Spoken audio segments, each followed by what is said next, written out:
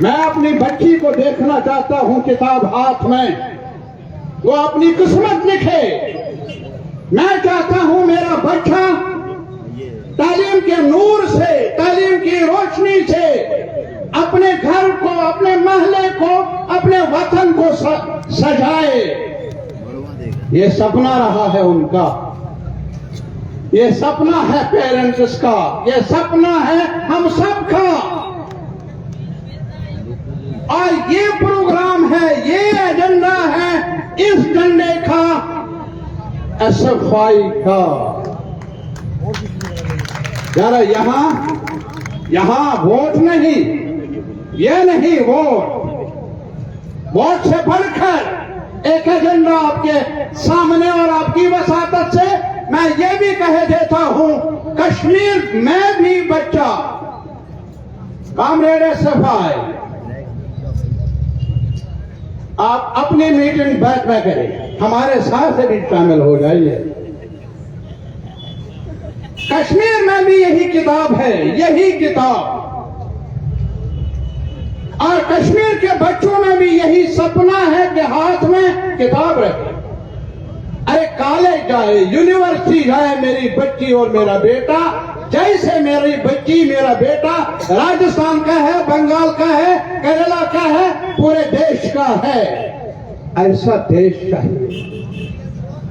किस चीज का खतरा है आज मोदी सरकार से?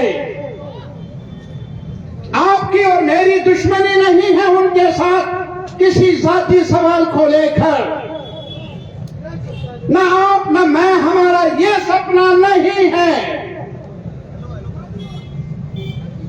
कि राज को बांटे।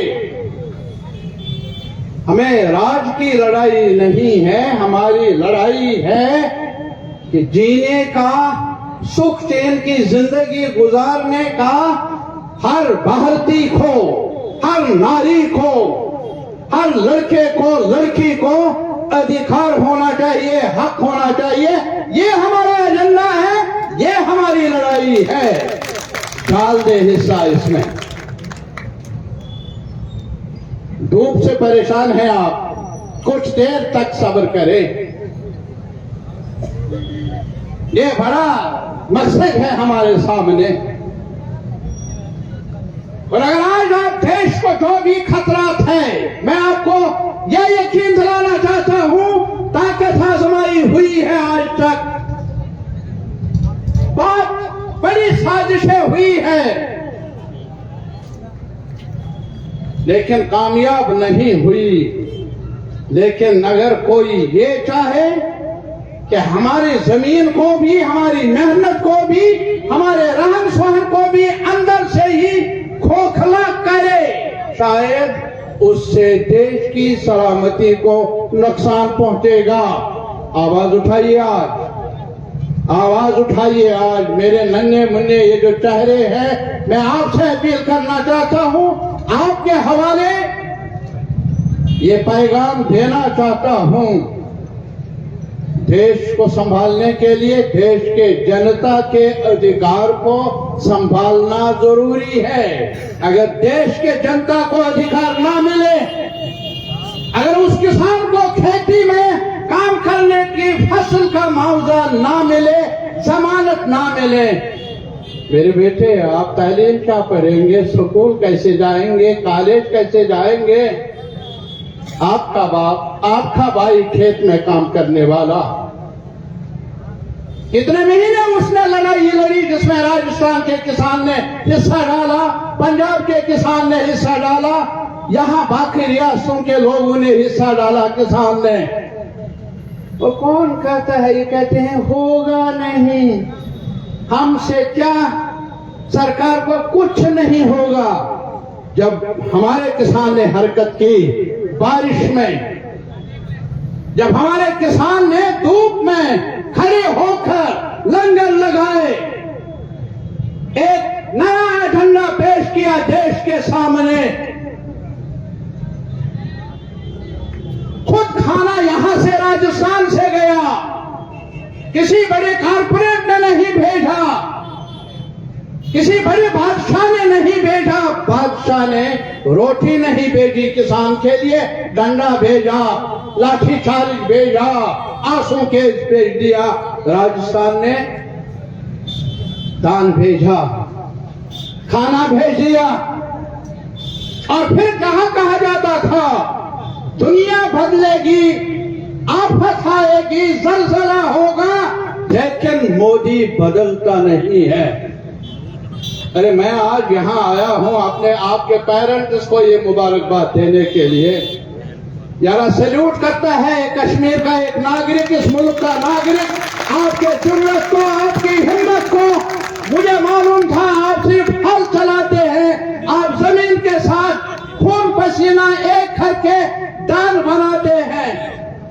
लेकिन आपने ये भी साबित कर दिया कि आप बड़े बड़े मगरूर लीडरों को भी झुकने पर मजबूर करते हैं। और आप बेटे हैं उस किसान के, आप बेटे हैं उस किसान के जो आज भी चाहता है कि यार मेरी मेहनत का मुआवजा चाहिए, मैंने बच्चों को पढ़ाना है। लेकिन सरकार कहती है पढ़ने का क्या करना, डिग्रियों को क्या करना, वो तो बड़े अमीरों की बात है, वो तो जागीरदारों की बात है, वो तो साहूकारों की बच्चों के लिए चाहिए। तुम्हारे बच्चे के लिए क्या चाहिए? खिलौने चाहिए, वो भी असली नहीं, वो भी नकली, तालीम नहीं। और मैं हैरान हूं, यहाँ की सरकार से भी मैं ये कहना चाहता हूं, यहाँ की सरकार से, गहलोत की सरकार से कहना चाहता हूं, बीजेपी के नक्श कदम पर चलने से हर एक को नुकसान रहेगा। अरे आप लाख इख्तिलाफ कर ले बीजेपी की सरकार से, लेकिन अगर तालीम को प्राइवेटाइज करेंगे, उसी रास्ते पर चलेंगे, तो सिक्के के दोनों रुख एक ही है। मेरे बच्चे और बच्ची के लिए प्राइवेटाइज नहीं चाहिए, कॉलेज को ठेके पर नहीं लेना, कॉलेज को ठेके पर नहीं देना। इल्म दुकानदारी नहीं है, इल्म कारोबार नहीं है, इल्म शिक्षा है, ताकत है, कल का फ्यूचर है। ये मेरा है और मेरा ही रहना चाहिए। लड़ना सीख यार, लड़ना सीख और कह दे मैं भी ये बच्चा अपने फ्यूचर को संभालना चाहता है, चाहती है, और मुझे तालीम का अधिकार चाहिए। मुझे तालीम को आप बेचना चाहते हैं और मेरे पास खरीदने के लिए आपने रखा ही क्या, झूठे वादों के सिवा। लेकिन मेरे पास लड़ने की शक्ति है, मैं ये साबित करके दे दूंगी एक साथ मिलकर। और एसएफआई का यही नारा है, एजुकेशन फॉर ऑल। ये बहुत पहले से, ये आज की ही बात नहीं। और हम चाहते हैं भारत का नक्शा बदल जाए, और वो बदलने का नक्शा क्या होगा? कौन क्या खाए इस पर लड़ाई नहीं। वैसे आप क्या कहते, कौन क्या खाए, इन्होंने रखा ही क्या है खाने के लिए जो हम आपस में लड़ाई लड़े? अरे क्या लड़े? और कोई अभी कह रहा था, मेरा लीडर कह रहा था यहां, अरे साहब इन्होंने बहुत दिया 8 साल में। 8 साल में क्या दिया मोदी साहब ने? हमारा नाम रोशन किया, भारत का किस लिस्ट में लाया? हंगर लिस्ट में। अरे भूख में हमारा नाम ऊंचा रखने वाला बीजेपी की सरकार फिर ये कहे कि मैं खुशहाली लाना चाहता। वाह! और भी हमारे educational institutions, JNU, Delhi university, मौलाना और भी कई हैदराबाद की, कलकत्ता की, केरला की, ईस्ट की, वेस्ट की, साउथ की यूनिवर्सिटियां किनके हवाले? शर्मा की, जिनको आज भी ये फर्क नहीं है, गाय माता है अपनी जगह, लेकिन इसको आप इस बहस में लाए कि मैं कुछ नहीं कहूंगा, मैं कुछ नहीं कहूंगा, मेरे लिए आज भी मां ही है, मत लाओ इसको बहस में। और यहां कहते हैं कौन सा मीट खाएंगे अगर 11 सब्जी मिलती नहीं, सब्जी का भाव नहीं, आप मीट की बात करते हो। और नौकरियों का सवाल, पढ़कर नौकरी, इसीलिए तालीम को प्राइवेटाइज करना है। क्यों करना है प्राइवेटाइज, क्यों करना है निजकारी, क्यों बेचना है, क्यों इसको ठेके पर देना है? वजह क्या है? बड़े सरमायादारों को अब आपके घरों से कोई साइंसदान निकले वो जरूरत नहीं, आपके घरों से चैलेंज करने वाला कोई बच्चा या बच्ची मिले जो अथॉरिटीज को चैलेंज करे वो नहीं चाहिए। जेएनयू के साथ नफरत क्यों? क्योंकि जेएनयू की बच्चियों ने, बच्चों ने, प्रोफेसरों ने हर मौके पर कंटेस्ट किया, इम्तिहान दिया और मजबूर किया अथॉरिटीज को कि वो जवाब दे स्टूडेंट उसके सामने। इसीलिए पहला कदम जेएनयू को बर्बाद करने का, दूसरी यूनिवर्सिटियों को बर्बाद करने का, आज आपकी तालीम की पॉलिसी का जो रूह है, जो सुप्रीट है, वो है क्या? मेरे बच्चे और बच्ची को असली तालीम साइंटिफिक टेम्पर से दूर रखना। अगर साइंटिफिक टेम्पर ना बढ़े हमारे आने वाली नस्ल में, उनके जो गलत करनी है उसको चैलेंज करने वाले कौन रहेंगे? बिकाऊ माल होगा मार्केट में, वो हमें चाहते हैं बनवाना ताकि हमें मौका ही ना मिले। इन ताकतों को चैलेंज करने का, नया भारत सजाने का जो सपना हमारे हीरो भगत सिंह ने देखा था, जिसमें तहकीक को, तालीम को, साइंस को, फिक्र को, बहस को, आपस में आर्गुमेंट्स को कहा था कि ये हमारा फ्यूचर है, यही इसी बहस से हमारा फ्यूचर का एजेंडा मुकर्रर होगा। मेरे भाई मैं और क्या कहूंगा मेरे कश्मीर के बारे में। मैं आपको बताना चाहता हूं, आज जो भी पार्लियामेंट है, पार्लियामेंट में बहस कर लें, जगह ही नहीं। आज पार्लियामेंट के लिए टाइम ही नहीं, और अगर कोई सवाल कर ले एकदम घंटी बज जाती है। वो भी पार्लियामेंट को भी आज मर्दा बना दिया गया और मनमानी से जो भी आता है होता है।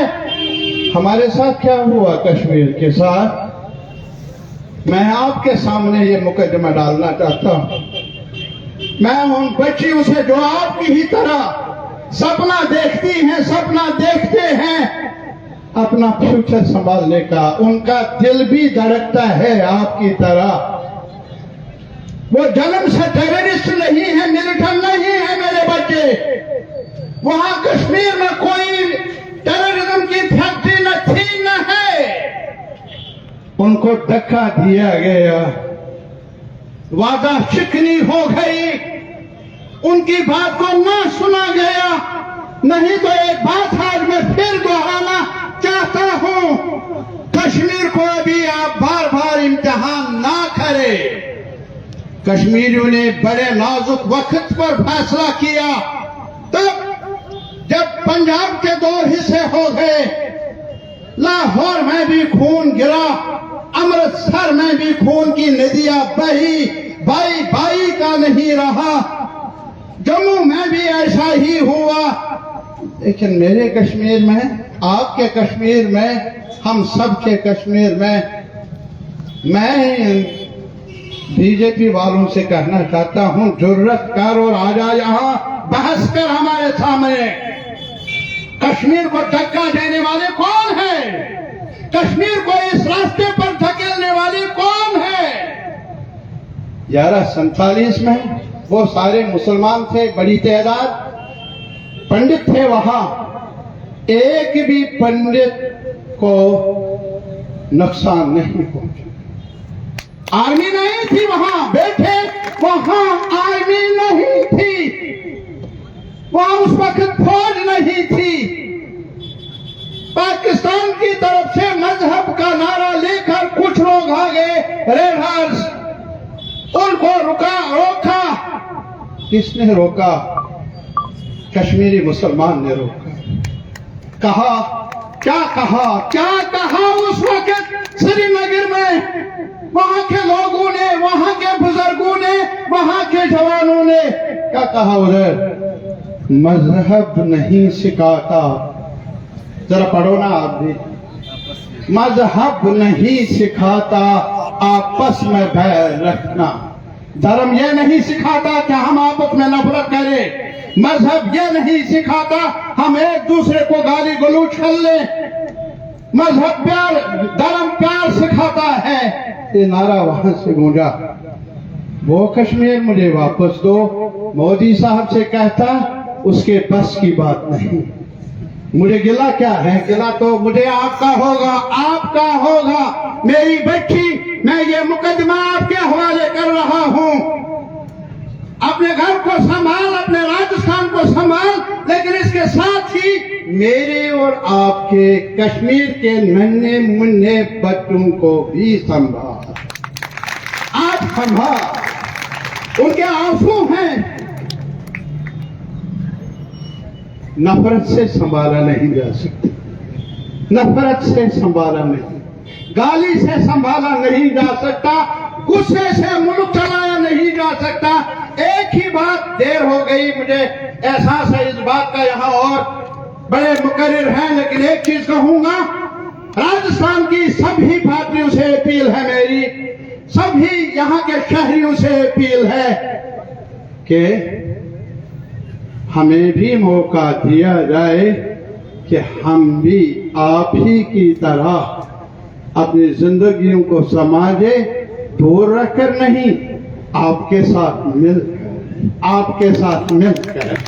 मैं कश्मीर के बच्चों से भी और आपको भी यही, अगर हम ऐसा ना कर पाए, अगर हम जो सीनियर्स हैं, बड़े बड़े पदों पर हैं, अगर वो न कर सके, मैं नई पीढ़ी को यही अपील करना चाहता हूं। आज एक ही सौदा है इस सरकार के पास, वो है बांटो, तकसीम करो, वो है नफरत फैलाओ, कास्ट के नाम पर, धर्म के नाम पर, मजहब के नाम पर मंजर बने।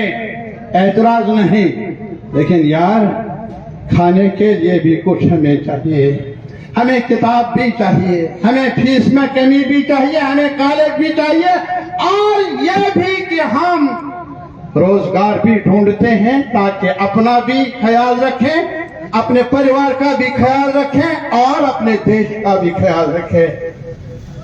आने वाला कल आंखें एक सेकंड बंद कर लो। अगर इस नफरत की सियासत को पलट दे, अगर इस मगरूर सरकार को पलट दिया जाए, मेरा और आपका और सबसे बढ़कर हमारे भगत सिंह का भारत का कितना खूबसूरत होगा। मेरी दुआ है, मैं आपकी तरह इस सफर में साथी रहना चाहता हूं। अच्छा लगा आज मुझे, मैं आपके साथ चला, ये झंडे को देखकर मुझे बचपन याद आ गया और मुझे लगा कि जैसे मेरे सपने पूरे किए जा रहे हैं। एक ही गुजारिश है, इनसे ज्यादा नहीं, आपसे मुझे मायूस नहीं करना, ये मेरी अपील है। बहुत बहुत शुक्रिया। बहुत बहुत धन्यवाद कॉमरेड मोहम्मद यूसुफ तारिगामी जी, जो हमारे बीच इतनी दूरी से चल के आए हैं। हम उनके लिए कहना चाहते हैं कि चिरागों की हिफाजत करते करते हवाओं के रुख बदलते नजर आते हैं। सूरज कितनी आग उगलेगा, हमने तो तुझसे ही सोलों पे चलना सीखा है। अब मैं अगले वक्ता के रूप में स्वागत समिति के संरक्षक एसएफआई के पूर्व अखिल भारतीय संयुक्त सचिव कमेट मंगेश चौधरी को बुलाना चाहूंगा कि वो आए और अपनी बात रखें। कमेट मंगेश चौधरी। तुम मेरे ही रहो, तुम मेरे ही रहो। जो भी साथी पीछे खड़े हैं उनसे मेरा निवेदन है कि आप थोड़ा आगे आए। यहाँ बैठो, की जगह चरखा से बनाई इधर भी ऐसे भाई के राज्य सम्मेलन के अवसर पर आयोजित आज की छात्र रैली में आए हुए तमाम विद्यार्थी साथियों, हिंदुस्तान की कश्मीर से लेकर के कन्याकुमारी तक का हिंदुस्तान माना जाता है, लेकिन हिंदुस्तान का सबसे सुंदर जगह कश्मीर, वहां के 8 बार के पता नहीं कितनी बार रहे हैं, वहां के लंबे समय तक विधायक रहे हैं और कई बार आतंकवादी हमलों को सहन किया है। साथी यूसुफ तारागामी जी, बंगाल से साथी तापस सिन्हा, एसएफआई का केंद्रीय नेतृत्व के साथी मयूख, साथी वीपी सानू, साथी सुभाष, आपके राजस्थान के इंचार्ज और तमाम एसएफआई के कार्यकर्ता साथी, मैं आपके बीच में लंबा नहीं बोलूंगा, नहीं को लंबी चौड़ी बात कहना चाहता हूं। 2-3 बात कहने के लिए आपके बीच में खड़ा हुआ। वो बात यह है कि पहली दफा पूरे शहर के अंदर पिछले 15 दिन से SFI student federation of India, जिसने इस शहर में हमेशा एकजुटता की, ईमानदारी की और लड़ने की मिसाल कायम की है। हम जिस भगत सिंह के बुत के आगे बैठकर के आज ये आम सभा कर रहे हैं, मुझे वे कहते हुए बड़ी खुशी हो रही है कि ये जो जगह है, इस जगह के ऊपर कचरे का ढेर हुआ करता था। एसएफआई ने रातों रात चाहे शहीद आजम भगत सिंह की प्रतिमा लगाई थी। एसएफआई ने शहर के अंदर जब भी हिंदू मुस्लिम सिख ईसाई की एकता का सवाल है, हमेशा आपके बीच खड़ी मिली है। कभी शहर का पूरे दुकानदार भाइयों के पास पिछले 10 दिन से चंदा मांगने के लिए गए, हर साथी ने बड़ा प्यार से मदद की है, कभी एसएफआई ने शहर में झगड़ा नहीं किया। एसएफआई का इस प्रकार का जो प्यार है, वो प्यार आपके 15 साल के संघर्ष से, आपकी लड़ाइयों से पैदा हुआ। अभी हिंदुस्तान की जो हालात है वो बड़ी खतरनाक है। मेरे से पहले वक्ता बता करके गए, देश में बड़े अजीबो गरीब टाइप के प्रधानमंत्री घूम रहे, देश में अजीबो गरीब टाइप के मुख्यमंत्री बन रहे और कई की जगह 2-2 मुख्यमंत्री घूम रहे, कई सपनों में मुख्यमंत्री बने। हालात बहुत खराब है, आपको बताने की लंबी चौड़ी जरूरत नहीं है, लेकिन देश के जो प्रधानमंत्री है उनके बारे में आपके बीच एक बात बता करके जाऊंगा। इतने झूठे आदमी देश के प्रधानमंत्री बन गए भाई, इतने झूठे कि आज तक कोई आदमी इतना झूठा देश में पीएम बन नहीं सकता। इतने कलाकार आदमी हैं, जहां भी जाएंगे वहीं के बन जाएंगे।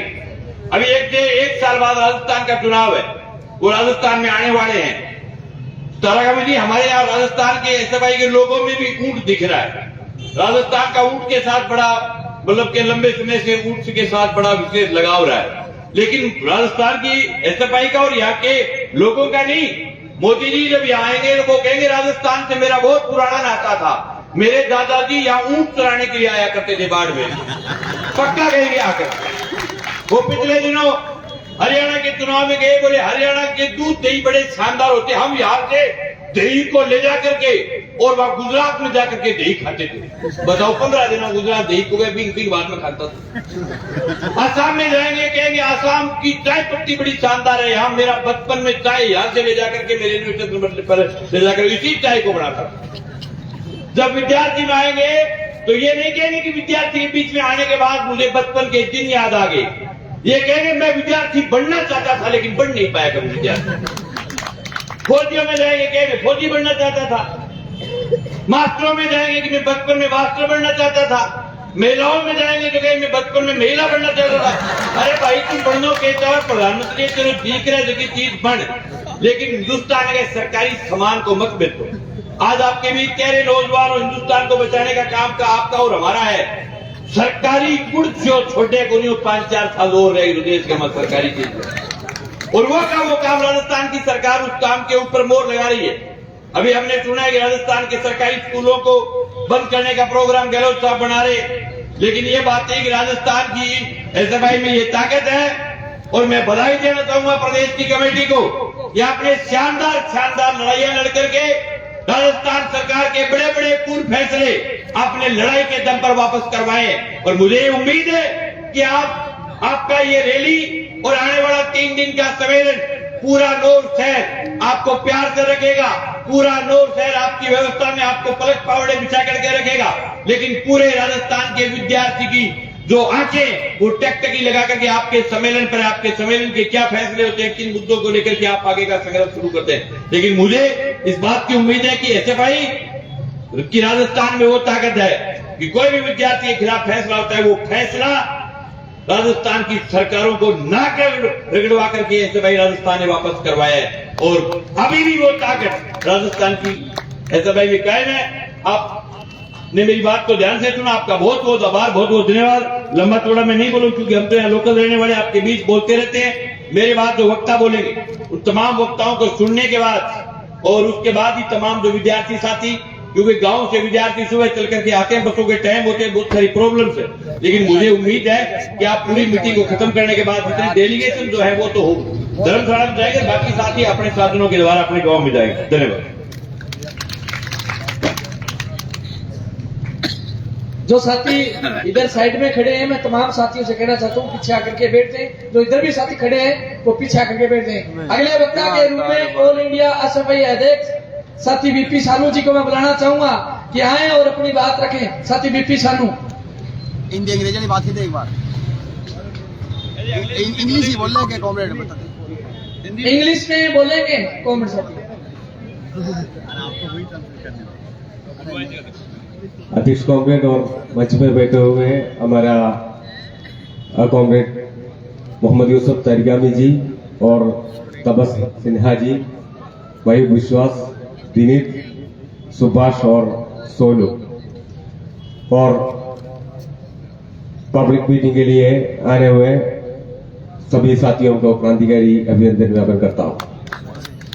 हमारा 17 ऑल इंडिया कॉन्फ्रेंस दिसंबर में हैदराबाद में, वो 4 साल का बाद है। अभी ऑल इंडिया कॉन्फ्रेंस है, 4 साल में 2 साल वो पूरा वो महामारी छोड़ दिया हमारे पास।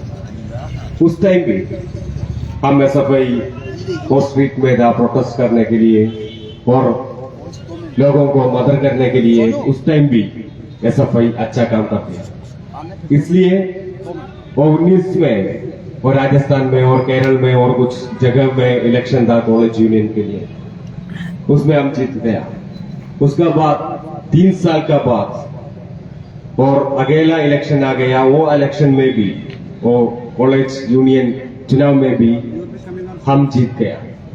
वो 3 साल कॉलेज बंद था, सब एजुकेशन इंस्टीट्यूशन बंद था, लेकिन SFI का काम का कोई बंद नहीं था। अब उस टाइम भी हम चलते चलते हमारा काम करते हैं। वो अगस्त सितंबर में हमारा ऑल इंडिया जाता था, वो 5 ज्यादा 25 राज्यों में गया। वो ज्यादा में हम कर्नाटका में गया। कर्नाटका में रायचूर नाम का एक डिस्ट्रिक्ट है। और रायचूर मतलब वहां अभी भी गोल्ड माइनिंग है। तो पता नहीं, वो KGF नाम का एक मूवी है वो कर्नाटका से। वो अभी भी वो रायचूर में गोल्ड माइनिंग है। वहां का कॉटन वो बहुत अच्छा है, एक्सपोर्ट क्वालिटी है। वहां का चावल भी अच्छा है, वो भी एक्सपोर्ट क्वालिटी है।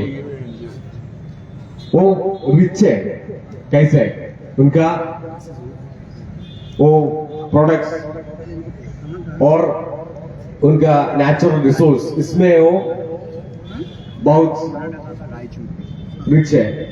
लेकिन उधर और रायचूर में लास्ट मई महीने के अंदर 7 लोग वो मर गया। क्यों? वो बिना पीने का पानी नहीं है वहां। यही हमारा सिचुएशन। अभी भी हमारा राष्ट्र में डायमंड के लिए 1.5% GST है, गोल्ड के लिए 3% GST है, लेकिन चावल के लिए, वीट के लिए, दूध के लिए 5% GST है। पहले इंडिपेंडेंट मूवमेंट का टाइम महात्मा गांधी वो दंडी यात्रा कर दिया। वो पूरा इंडिया में वो प्रोटेस्ट चल रहे हैं। उस टाइम वो फूड प्रोडक्ट में वो टैक्स इनके ऊपर है। अभी आफ्टर 75 इयर्स अभी भी हमारा फूड प्रोडक्ट में हमारा चावल और वीट के ऊपर अभी जीएसटी है, वही है हमारे राष्ट्र में चलते। हमारे राष्ट्र में अभी हम ग्लोबल हंगर इंडेक्स में 107 पोजीशन है, पहले 101 पोजीशन में था। लेकिन यह है दुनिया का सबसे बड़ा सेकंड रिचेस्ट पर्सन अदानी भी यहाँ से है, अंबानी भी यहाँ से है। लेकिन वो the largest number of students who going to sleep without an empty stomach, that is also this country, India. That is our country. So we have to fight against all these type of anti-student, anti-people, anti-national policies. So this is a second independent movement we are doing in our country against this RSS Sangh Parivar leading Narendra Modi government. In this we will fight and we will win. Inqilab Zindabad, SFI Zindabad.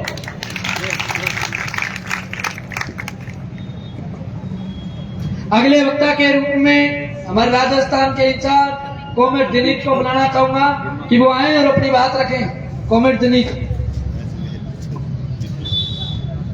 आदर के योग्य मंच पर विराजमान सभी वरिष्ठ साथीगण और राजस्थान के अलग अलग कोने से डेलीगेशन के रूप में आया मेरा साथी, नौर की अलग अलग जगहों से इस रैली को सुनने आए तमाम क्रांतिकारी साथियों, मैं सिर्फ आपसे ये अपील करने आया हूं कि मेरे से पहले जो वक्ता यहां पर बात रखे हैं, आप लोगों को उन बातों को केवल सुनना नहीं है, उन बातों को आत्मसात करना है और अपने जीवन के अंदर इस तरह से डालना है कि आने वाले वक्त के अंदर पूरे राजस्थान के अंदर जब शिक्षा को बचाने की लड़ाई इस स्वाधीनता, जनवाद और समाजवाद के झंडे के बैनर तले लड़ी जाएगी, तो आप वो लोग होंगे जो सबसे आगे आकर उस लड़ाई को नेतृत्व प्रदान कर रहे होंगे।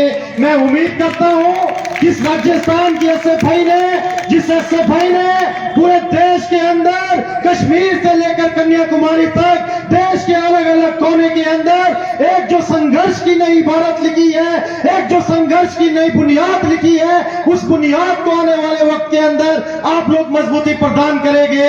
और मैं ये उम्मीद करता हूं कि जिस विचार को लेकर हम लोग आगे बढ़ रहे हैं, जिस भगत सिंह के सपने को लेकर हम आगे बढ़ रहे हैं, जो सपना इस बात की महत्व देता है कि किसी इंसान की पहचान उसके धर्म से, उसकी जात से नहीं होगी, उसकी पहली पहचान इंसानियत होगी, उसकी आखिरी पहचान भी इंसानियत होगी।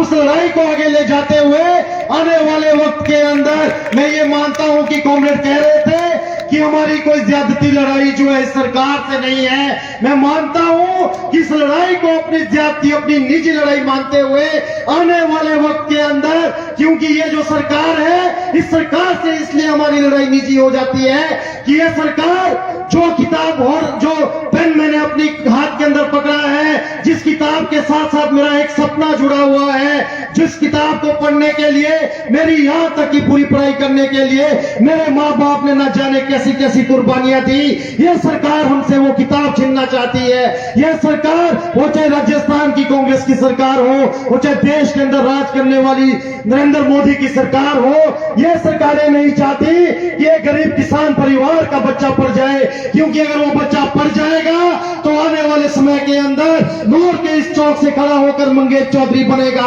और सरकार के नाक में दम करके पूछेगा कि आने वाले समय के अंदर जो सरकार हमारे हक और हकूक को छीन रही है, उसको कैसे लोगों को दिलाया जाए। अगर वो बच्चा पढ़ जाएगा, वो कॉमरेड अमरा राम बनेगा जो पूरे देश के किसानों की आवाज उठकर खड़ा होगा। तो मैं समझता हूं कि आपको इस लड़ाई को, जो सपना, जो मकसद इस भारत को आजाद करने के पीछे भगत सिंह ने देखा था, जो भगत सिंह ने सोचा था, उस लड़ाई को आने वाले वक्त के अंदर आपको मजबूती प्रदान करनी है।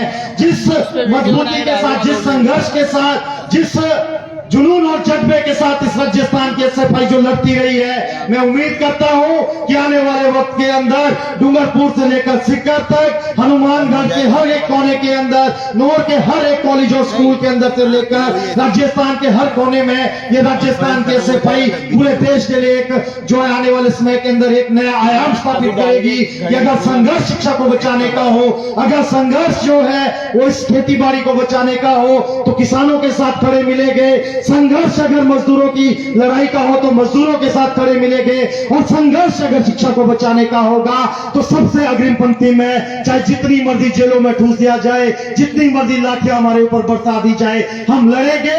और हम तब तक लड़ेंगे जब तक भगत सिंह के सपनों का जो भारत है उसको हासिल नहीं कर देते। इनकलाब जिंदाबाद, जय एकता, जय संघर्ष। Thank you comrade. अगले वक्ता के रूप में राजस्थान छात्रा संयोजक हमारी साथी कॉमरेड बबलेश वर्मा को बुलाना चाहूंगा कि वो आए और अपनी बात रखें। अभी साथियों 10 मिनट का कार्यक्रम हो रहा है, तो आम साथी बैठे रहे, जो साथी खड़े हैं वो बैठ जाएं। मात्र 10 मिनट बाद में अपने कार्यक्रम इस रैली और सभा का समापन किया जाएगा।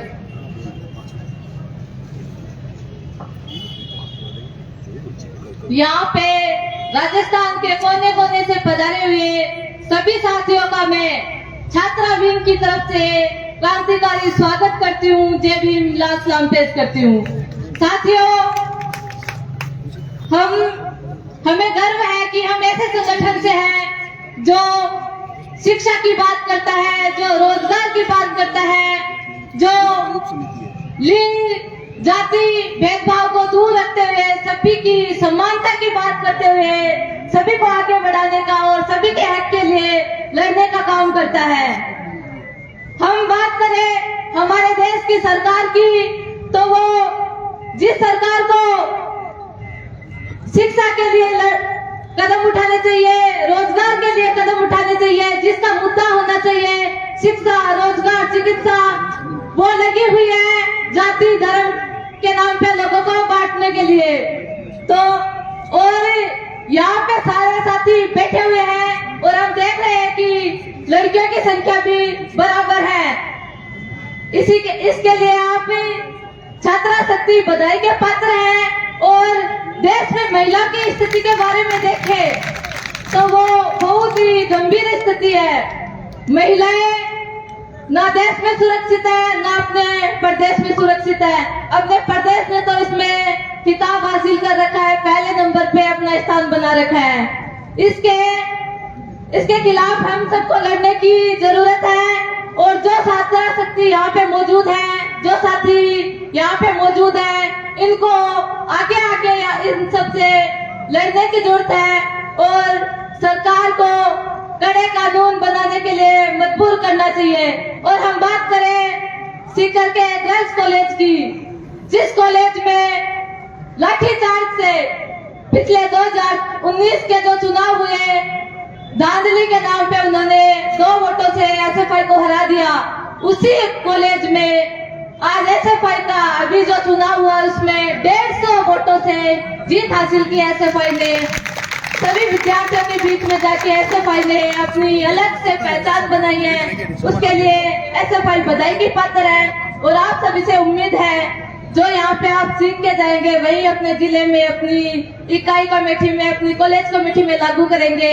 इसी के साथ आप सभी का बहुत बहुत स्वागत और धन्यवाद है। सर भी बहुत, बाजू भी बहुत, लड़ते भी चलो, पढ़ते भी चलो, पढ़ते भी चलो। इसी के साथ मैं अपनी वाणी को विराम देती हूँ। इनकलाब जिंदाबाद, एसएफआई जिंदाबाद। Thank you comrade. अगले वक्ता के रूप में जनवादी लेखक संघ के जिला अध्यक्ष और राजस्थान से राजस्थानी भाषा की आंदोलन को मजबूती देने वाले साथी हमारे कवि प्रिय साथी विनोद स्वामी को मैं बुलाना चाहूंगा कि वो आए और अपनी बात रखे। साथी विनोद स्वामी। आज मैं अंग्रेजी नहीं बोलूंगा। आदरजोग मंच और सामने बैठे एसएफआई के पूरे प्रदेश के साथियों और मंचासीन साथी तारागामी जी, रामेश्वर जी और हमारी केंद्रीय कमेटी के सब साथियों, मैं एक लेखक हूं और मैं 2 टप्पों में मेरी बात खत्म करता हूं। कि वफा के रंग में जो रंगे मिले वो सलीबों पे हमको टंगे मिले, जिनके हाथ छिल गए कपड़े बुन बुन के उनके ही बच्चे हमको नंगे मिले। एक शायर ने कहा कि जब तुम कभी इस मुल्क का इतिहास लिखोगे, क्या उसमें मेरी भूख मेरी प्यास लिखोगे? इस घर का मुखिया मर गया, बच्चे हुए यतीम, कागजों में तुम सिर्फ लाश लिखोगे। हिंदुस्तान के एक बड़े शायर ने कहा कि अब मिलने के नाम पर सलाम रह गए, आदमी कहाँ है कोरे नाम रह गए, और मुद्दत हुई है देश तो आजाद सुना था, हम आज भी गुलाम के गुलाम रह गए। वो चांद को किस तरह पाएंगे दोस्तों जो रोटी तक पाने में नाकाम रह गए, और लोग खाली पेट लेकर कूच कर गए, अनाज के भरे हुए गोदाम रह गए। मैं केंद्रीय कमेटी के साथियों के मार्फत राजस्थान की कमेटी और मेरे इलाके के गांव-गांव से आए हुए साथियों के नाम एक संदेश छोड़ना चाहता हूं। बहुत लाजमी है, बहुत जरूरी है। 10वीं क्लास के बाद मेरी सारी प्राइवेट पढ़ाई रही। 10वीं क्लास में मैंने इसी शहर में 500 रुपए में एक घी की दुकान पे नौकरी की। बड़ा मुश्किल से मैंने बीए किया। तब तक मैंने हिंदुस्तान के बड़े महानगरों में मिलों में पिसते हुए मजदूरों को देखा। 400 से लेके 1400 रुपए तक की नौकरी करते हुए मैंने बीए की। मेरी एमए, मेरी नेट और BJMC bachelor of journalism and mass communication सारी प्राइवेट पढ़ाई रही। आप तमाम लोगों का सौभाग्य है कि आपके घर आपको कॉलेज और स्कूलों में भेज रहे हैं। मैं गुजारिश करता हूं, मैं एक लेखक होने के नाते ये बात कहता हूं, all India young writer festival Delhi में जब मैं बोल रहा था तो तेलुगु, तमिल, कन्नड़, मलयालम, इंग्लिश सहित भारत की 7 भाषाओं में ट्रांसलेट हुआ। मेरे परलिका लाइव चैनल के कार्यक्रम को कल ही मैंने एक कविता लिखी, उसको 12 लाख लोगों ने इस पे देखा। 52 देशों में मेरे को लोग देखते हैं। अखिल भारतीय किसान सभा से मैं 17 साल से जुड़ा हुआ हूं। मेरे घर में समयांतर हंस से लेकर के पूरे देश की पत्र पत्रिकाएं आती है। मेरे 15 लाख रुपए का कर्जा है और घर में 3.5 लाख रुपए की लाइब्रेरी की किताबें हैं। मैंने मैक्सम गोरकी से लेके रामस्वरूप किसान तक सब लोगों को पढ़ा है। आज भी मैं कोई कंपटीशन की तैयारी नहीं करता हूं, फिर भी मेरा 7 घंटे से लेके 3 घंटे का स्वाध्याय है। जिस संगठन से, जिस विचारधारा से आप जुड़े हो, अगर विरोधी विचारधाराओं की पत्र पत्रिकाएं नहीं पढ़ोगे, दलीली तौर से अपने आप को रिच नहीं बनाओगे, तो आरएसएस में आप में कोई फर्क नहीं है। अंध भगत आप भी बन जाओगे। राजस्थान में और जो आप लोग सामने बैठे हो, आपको देख के मुझे बहुत चिंता होती है। समय बहुत खराब आने वाला है, मगर मैं आश्वस्त इसलिए हूं कि हिंदुस्तान के एक बहुत बड़े कवि रणजीत ने एक कविता में लिखा कि अकेला चना बाढ़ नहीं फोड़ सकता, पर 2-4 रूट कर बम की तरह फूटकर खरबूजे की आंख तो फोड़ सकते हैं। सच्चाई में बहुत बड़ी ताकत है। दलीली तौर से रिच करिए, पूरी दुनिया के चिंतकों को पढ़िए। प्रतियोगी परीक्षाएं तोड़ने के लिए सिर्फ पासबुक मत पढ़िए। अगर ऐसा नहीं हुआ तो एसएफआई का संगठन भी बिखर जाएगा। ये मैं केंद्रीय कमेटी को बात इसलिए कह रहा हूं, मैं कभी स्टूडेंट फेडरेशन ऑफ इंडिया में नहीं रहा, मगर मुझे हर जलसे और हर गांव की मीटिंग में दोस्तों से रूबरू होने का पिछले 15 साल में मौका मिला। आपका स्वाध्याय नहीं रहा है, यह बहुत खतरनाक बात है। जिस आदमी के सामने अपने इलाके की कोई तस्वीर नहीं होगी, वो पूरी दुनिया को बदलने का क्या जज्बा रखेगा। जब मैंने दुनिया भर के चिंतकों के बारे में पढ़ा तो मुझे आश्चर्य हुआ कि उनके पास एक बहुत बड़ी लाइब्रेरी थी। आप पुराने वस्त्र पहन के भी नई किताबें खरीदिए, पत्र पत्रिकाएं मंगाइए, ये बहुत लाजमी है। मेरे साथ उर्दू के शायर के गजल की पंक्ति जैसा महसूस हो रहा है। वो ये है, उस शायर का एक शेर का तर्जुमा ये है, भाव ये है कि जिंदगी भर की लंबी कहानी है और मजमा सिर्फ रात रात का है। मैं मेरी बात बहुत छोटे में कह के, बहुत कम शब्दों में कह के आपसे विदा लेता हूं, मगर ये विदाई आपकी प्रोग्रेस से, मानसिक प्रोग्रेस से जुड़ी हुई होनी चाहिए। आप दुनिया भर के लोगों को पढ़िए, तब जाके कहीं बदलाव आएगा। शहीद आजम भगत सिंह ने जब जेल में थे तो पूरी दुनिया का लिटरेचर पढ़ लिया था। उनके दिमाग में खाका था कि हम दुनिया को कैसा बनाएंगे। यह सिर्फ लिटरेचर और साहित्य ही हमें सिखा सकता है। मैं कवि, राइटर, पत्रकार होने के नाते आप छोटे भाई और बहनों से ही नहीं बल्कि पूरे शहर के जो लोग तमाशबीन की तरह खड़े हैं, जो दुकानदार साथी खड़े हैं, जो लोग मेरी आवाज अपने कानों में डाल रहे हैं, सब तमाम लोगों के लिए। नहीं तो इस देश में अभी कोई सुरक्षित नहीं है, हर कोई मारा जाएगा। इस पे कविताओं में बहुत बात कही गई है। आपने मेरे को सुना, समय दिया, मैं लेट आया, मां बीमार थी, बड़ा मुश्किलों से निकल के आया। मैं साथियों से बहुत ही क्षमा के साथ मेरी वाणी को विराम देता हूं। धन्यवाद।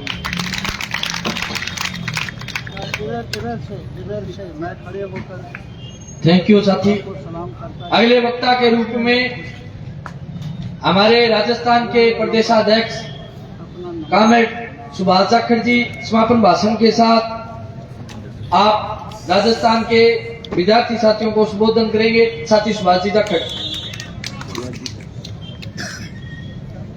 ऐसे भाई, राजस्थान के 21वें राज्य सम्मेलन के अंदर हमारे बीच में जम्मू कश्मीर से हमारे साथी कॉमरेड यूसुफ तारागामी जी हमारे बीच में पहुंचे।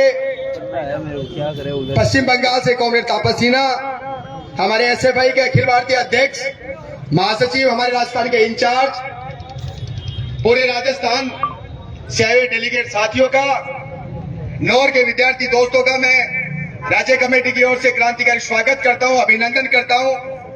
और जो काम मुझे सौंपा गया है कि समापन की घोषणा मुझे करनी है, मेरे से पूर्व वक्ताओं ने देश और प्रदेश के अंदर जो हालात चल रहे हैं, उन हालातों के ऊपर विस्तृत रूप से चर्चा रखी है। आप और हम हमेशा रूबरू होते रहते हैं, आपके बीच में हम अपनी बात रखते रहते हैं, लेकिन जो एसएफआई 21वें सम्मेलन का जो नारा दिया है कि सार्वजनिक शिक्षा को बचाएंगे और शिक्षित और शोषण मुक्त समाज बनाएंगे, इस नारे को हमें बुलंद करना है। जो 21वां हमारा राज्य सम्मेलन हो रहा है, इसके अंदर अभी हमारे बीच में बोल के गए हमारे साथी कवि, जो हमारे जन कवि है इस इलाके के, पूरे राजस्थान के, राजस्थानी भाषा को मान्यता के लिए लगातार संघर्ष कर रहे हैं, जो स्वाध्याय की बात कही है, हम निश्चित रूप से उनको विश्वास दिलाना चाहते हैं कि राजस्थान एसएफआई का एक एक कार्यकर्ता के साथ में पूरे राजस्थान का विद्यार्थी अपनी पढ़ाई के साथ साथ में अपने इलाके, अपने प्रदेश और देश के अंदर जो जन आंदोलन हुए, उन आंदोलनों को पढ़ते हुए हमारे इलाके के अंदर, हमारे देश के अंदर जो हमारे बड़े बड़े कवि हुए हैं, हमारे इतिहासकार हुए हैं, उन तमाम को पढ़ने का काम भी करेंगे। और जो तालीम हमारे यूसुफ तारिगामी जी ने हमें दी है कि हमें देश के अंदर जो आज सांप्रदायिकता का दौर चल रहा है, उसमें भाई को भाई से लड़वाने वाली ताकत देश की सत्ता के अंदर बैठी है, जो धर्म के नाम के, जात के ऊपर, क्षेत्र के नाम के ऊपर हमें लड़वाना चाहती है, उनके साथ में हम डटकर मुकाबला करेंगे। और तमाम यहाँ पर डेलीगेट साथी आए हुए हैं, उन तमाम से निवेदन है कि अभी 4:30 बजे हम लोग फ्लैग होस्टिंग भी करेंगे, उसके बाद में हमारा इनॉग्रेशन होगा हमारे कॉन्फ्रेंस का। इसलिए तमाम साथी हमारा जो सम्मेलन स्थल है वहां तक जाएंगे, नारेबाजी के साथ में जाएंगे और 21वें सम्मेलन का जो हमारा नारा है, उस नारे को भी हम बुलंद करेंगे। आप तमाम लोग आए, इसके लिए एसएफआई राजस्थान की ओर से बहुत बहुत धन्यवाद। इंकलाब जिंदाबाद, एसएफआई जिंदाबाद।